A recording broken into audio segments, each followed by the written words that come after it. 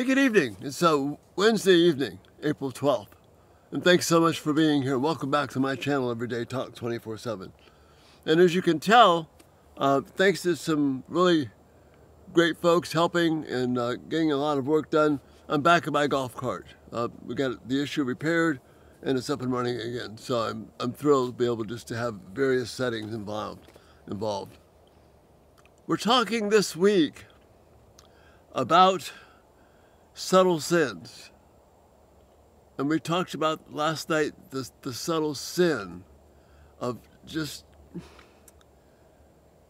worry, thinking we can control things. Or the previous night, the subtle sin of doubt, thinking, well, I got to think this through, be careful. And those are subtle because there's a certain ring of truth to it. But when the Word of God teaches us something, we don't need to doubt or worry. Another subtle sin, the one I want to talk about tonight, is that subtle sin of self-reliance.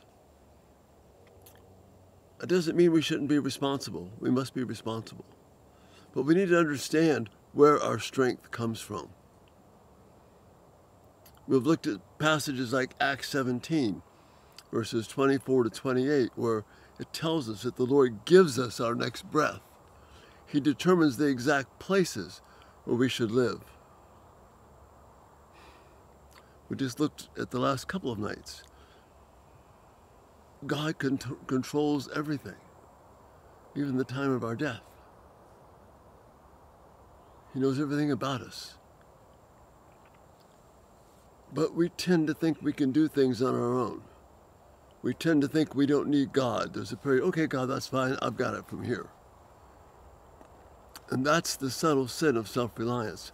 Because yes, we're supposed to be responsible. Yes, we're supposed to do the things that God's called us to do. But we do it in His strength. The Psalms are such a beautiful explanation of these things. I'm going to look at some of the verses in Psalm 33 tonight.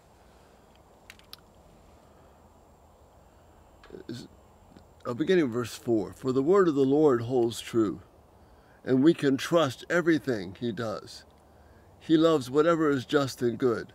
The unfailing love of the Lord fills the earth. Of no one else can it be said that we can trust everything that He does. Only God has that, can lay claim to that true statement.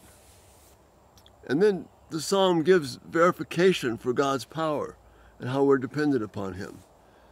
The Lord made, beginning at verse 6, the Lord merely spoke and the heavens were created. He breathed the word and all the stars were born. The billions and billions and billions of stars are breathed out by God. He assigned the sea its boundaries and locked the oceans in vast reservoirs.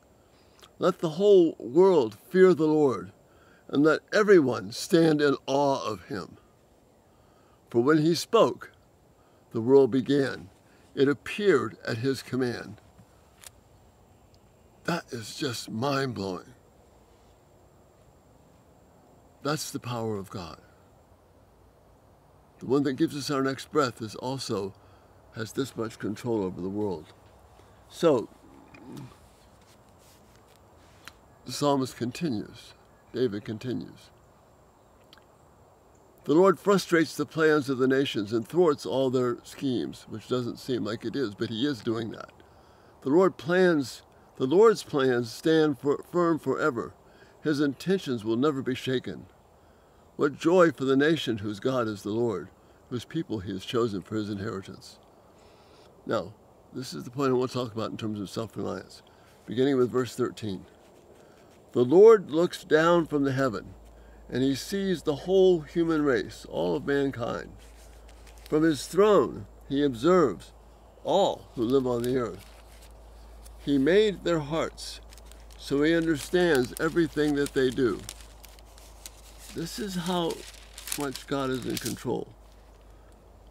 The best equipped army cannot save a king, nor is his great strength enough to save the warrior. Don't count on your war horse to give you victory, For all its strength, it cannot save you. That's why I've got a picture tonight of a Percheron horse, similar to the war horses that are being talked about in the storm. They were massive, mighty animals that would do the bidding of their rider. They were powerful. It's what you relied on. But the psalmist is saying here, don't rely on that strength. But the Lord watches over those who fear him, those who rely on his unfailing love. See, we don't rely on our own strength and abilities. We rely on the unfailing love of the Lord. He rescues them from death and keeps them alive in times of famine. We put our hope in the Lord. He is our help and shield. In him our hearts rejoice, for we trust in his holy name. Let your unfailing love surround us, O Lord, for our hope is in you alone. You see, this takes the idea of self-reliance and exposes it for a myth, because we are totally dependent upon God, his strength. And the war horse is a metaphor, if you will. Whatever you're relying on, your computer skills, your musical ability, your way with words, your skill to manipulate people, the craft that you do. You may be skilled at some professional level of work, artistry, whatever it is. Don't rely on those things. Rely on God, who gives you the strength. We put our hope in the Lord, not in my strength, not my ability to take care of myself. We put our hope in the Lord. He is our help and shield. In him our hearts rejoice, for we trust in his holy name. Let your unfailing love surround us, Lord, for our hope is in you alone. Not in my ability to be clever, not my ability to ride my horse properly, to plan a battle plan properly, to think I can manipulate life to do what I want. No.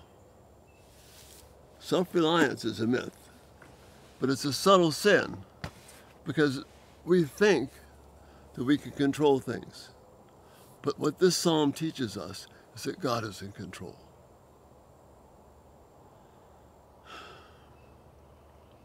Don't put your hope in your ability to plan, to write your own script, to demand your own way, to get people to do what you want. All this planning and scheming and thinking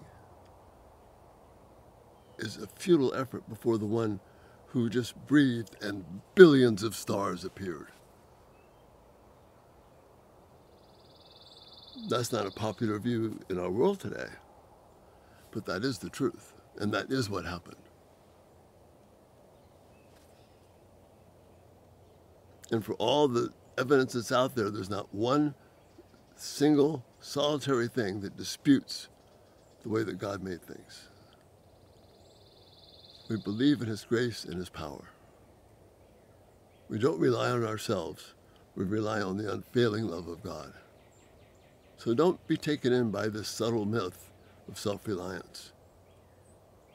Follow the things that God has called you to. Know his power and his strength as you seek to bring honor to him and not to yourself.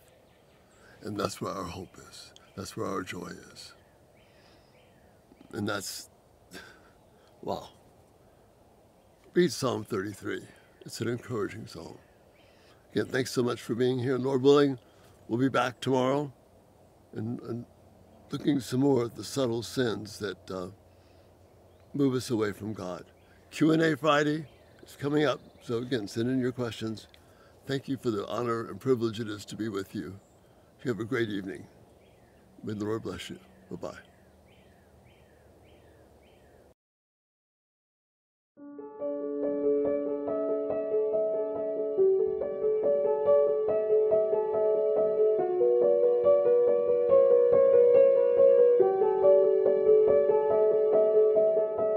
Thank you so much for watching. It is such a huge encouragement.